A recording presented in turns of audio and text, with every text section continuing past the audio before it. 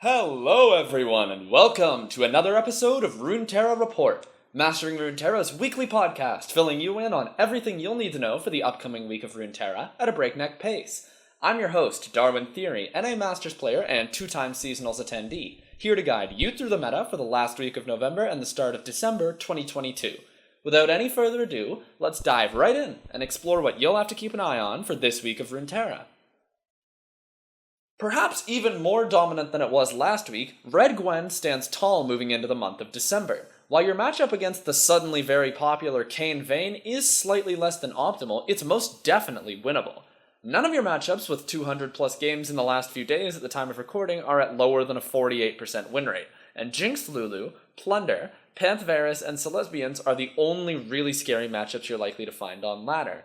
Speaking of, keep those decks in mind because I will come back to those stats later to talk a little bit more about their accuracy.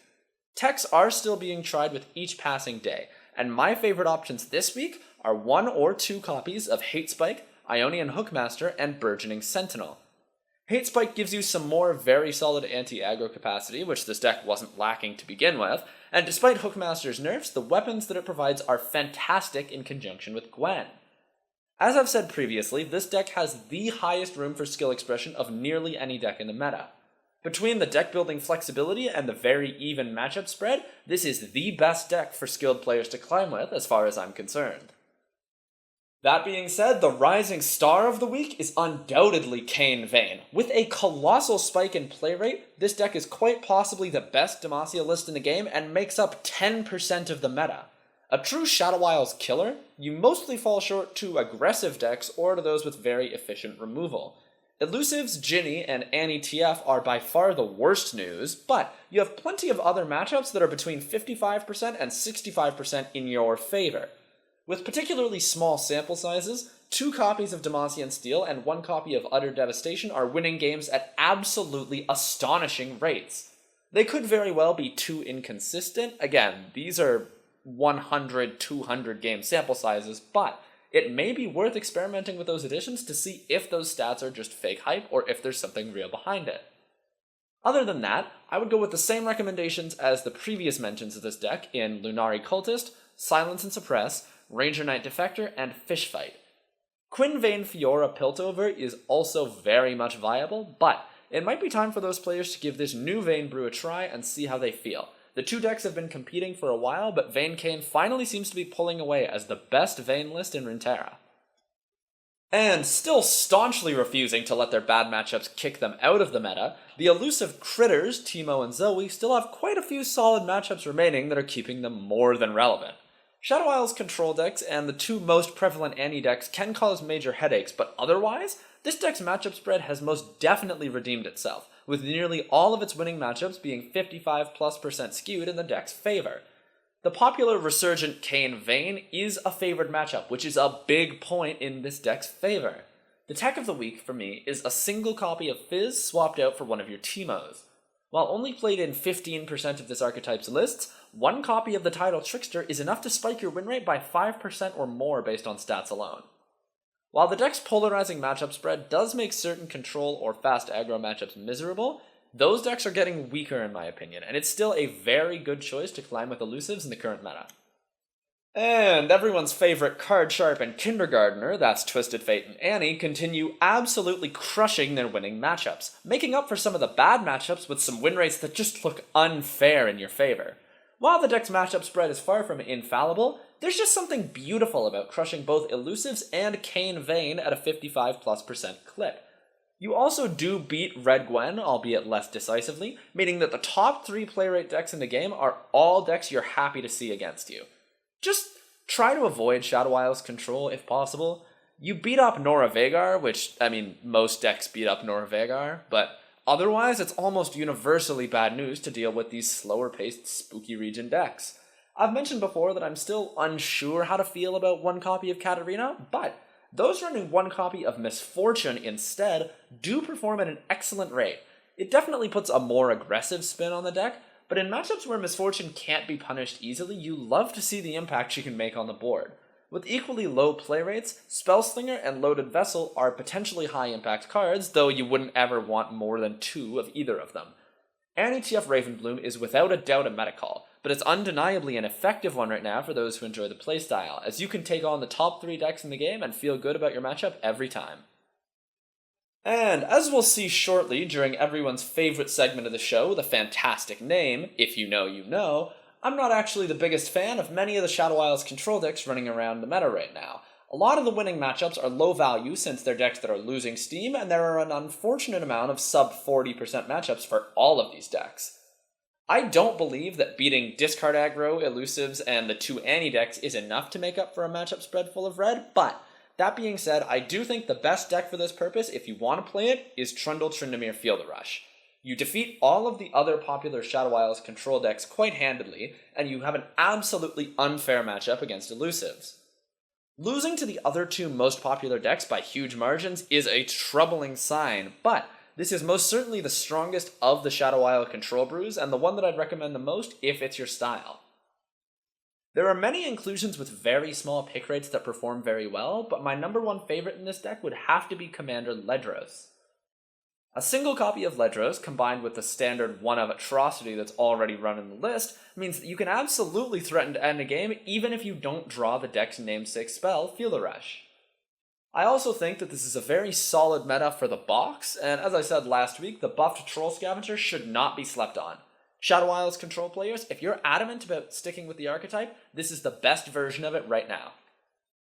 And now to address an old dog that might never learn a new trick in its lifespan, Gangplank's Sejuani Plunder has actually returned to the limelight as a very effective bully deck, losing to some of the best, but beating nearly everything in Tier 2. While your matchups against Elusives and Kayn Vayn aren't anything to call home to mama about, this matchup spread has plenty of blue, and may just be the best bully in the meta right now. While I do quip about this deck's tradition of never learning any new trick, the strongest variants of Plunder right now actually do buck the trend, and they include a few more Freljord slow spells. 1 Field Rush and 3 Spirits Unleashed both perform excellently and with very relevant sample sizes. We can be sure that those are legit inclusions.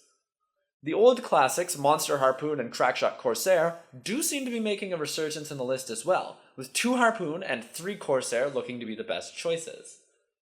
I personally believe that the meta revolves around the top 2 or 3 decks right now, and as such, a bully deck isn't incredibly valuable, but Plunder wins so hard against so much of the field that it's impossible to ignore this classic duo for the time being.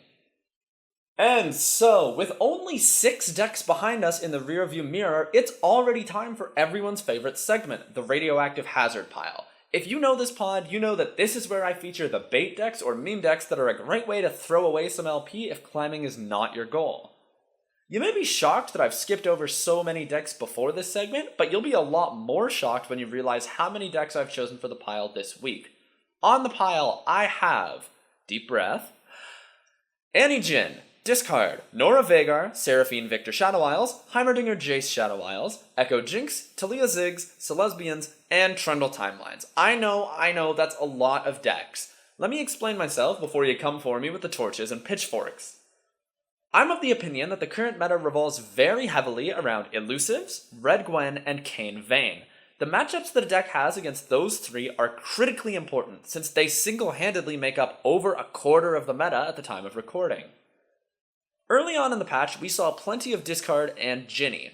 We've since had an influx of Shadow Isles control decks that obliterate both discard and Ginny, making those 2 decks completely unviable due to simply insta-losing matchups with sub-35 win rates against whatever combo of Piltover, Bandle, or Freljord with Shadow Isles. You saw it last week with Ginny. They had 8 matchups in their top 15 most played that were sub-40% win rate. That's just too bad to ignore. I said earlier that Trundle Tryndamere is the best Shadow Isles control deck, and I firmly believe that all of the others that I've just mentioned should and will drop in play rate soon. Now that Ginny and discard are nearly non-existent compared to their previous play rates, the matchup spreads start to look pretty terrible for many of these control decks. While they universally fare reasonably well against Elusives, Echo Jinx, and Annie Twisted Fate, their only other prevalent winning matchups are amongst themselves. Some Shadow Isles control decks beat other Shadow Isles control decks, but other than that, and those aforementioned 3 general wins, their matchup spreads are just filled with red. There are decks that are far more consistent, and the time to target, discard, and Ginny is now long behind us. There's simply no reason to play Heimer Jace, Seraphine Victor Shadows, or in particular Nora Vagar anymore. With both discard and Ginny now basically out of the picture, there are far too many tremendously difficult matchups, and every time you queue up with one of these decks, it's a high-risk, low-reward scenario. Echo Jinx was another victim of the Shadow Isles supremacy, losing hard to every single Shadow Isles control deck that got popular, and not having good matchups against other decks that have topped the charts.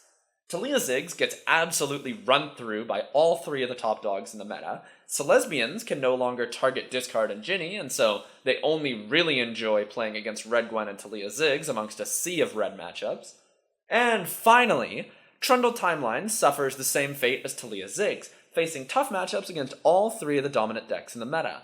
Now, I know that was a lot, but I hope it was a sufficient explanation as for why the value of decks that target Ginny and discard have dropped, and the value of decks that lose to the top three have dropped even harder. Well, it's only been 11 minutes, and since the meat and potatoes of this episode was far quicker than usual thanks to such a disproportionately high number of decks belonging in the radioactive hazard pile, I want to take a bit for a less strictly scripted segment where I just talk about some of my thoughts on the meta. This won't become regular, but for this week, I'll make an exception. And to get me started, I know I've been talking about the top three, but I'm of the personal opinion that there is an undeniable top one deck in the game. Gwen Katarina is the best deck, and it's not close. I've already talked about how you basically don't have losing matchups, but I wanted to take a moment to go back to some of the matchups I was talking about before, and expand on the stats to provide a little bit more clarity. I said that you lose very hard to Pantheon Varus and Gangplank Sejuani, and in the last 3 days' stats on Mastering Runeterra, that's absolutely true. Even if you go back to the last week from Mastering Runeterra, you still get something similar. That being said, those sample sizes top out at 300 and are often even smaller than that. You're looking at 150, 200 games, and while that's not completely irrelevant, you would like to work with a bit more. So I took a look at Legna's website instead, and those matchups, you're looking at closer to 1,000 or more games, and once you expand the sample sizes that much, Gwen Katarina gets nearly even with both Pantheon Varus and Gangplank Sejuani. They go from 41 and 44% matchups to both about 47.5. Still disadvantaged, but much, much closer to winning and much easier for a good player to pull out consistently. Don't get me wrong, you still get thrashed by Celesbians and Jinx Lulu, but we've just talked about how Celesbians basically has no reason to exist in the meta besides targeting Gwen Katarina, so you really only need to worry about Teal Red's Jinx Lulu, which is alright, but could definitely be better. Gwen Katarina basically cannot lose. I think players in tournament and players in ladder need to be paying heed to this deck. It is definitely the best deck in the game. And one of the most important parts that makes Gwen Katarina such a dominant deck is that consistency in a matchup spread is very valuable. We're in a meta right now where many top decks are missing that. We've seen more polarizing matchup spreads at the top than nearly ever before. The top three decks are pretty consistent, but below that you have so many decks that have consistent 35, 40% matchups, and probably 55, 60% matchups thrown in there as well. Decks with really polarizing matchup spreads like that usually fail to climb to the top of the meta unless they happen to be very lucky and all of those 60% matchups are popular and all of the 40% matchups are very unpopular. You would much rather a deck that can be slightly favored into the whole field with one or two exceptions, as opposed to a deck that auto wins or auto loses almost all of its games. This is a big part of why I would recommend both of the most popular Vayn decks as well. With a few exceptions, notably Annie Twisted Fate, you just go even in almost every matchup. You look at Kayn Vayn's matchup spread, and it's a lot of red, but it's all 49, 48.5%, and then you win a few at 50 or somewhere in the low mid-50s. You're not crushing matchups every game on that deck, but if you're trying to climb and if you're trying to prove that you're the best player on ladder, playing a deck where you can win just about any matchup through sheer skill in game and deck refinement, yeah, that's tremendously valuable. So, while I only included 6 decks in the more traditional segment to start off the show, Pantheon Varus and Lulu Jinx are both a meta shift away from viability in my opinion.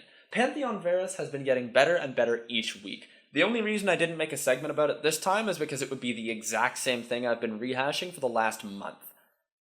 It's getting better. As the aggro decks get worse, it continues to get better. And you need to include a copy of Eula, Iula, whatever her name is, if you aren't running her already. Really, that's all it sums up to. Didn't want to waste a full segment on that. As for Lulu Jinx, it's kind of in a similar bucket. It's just got a few too many losing matchups right now, but there's definitely some promise in here.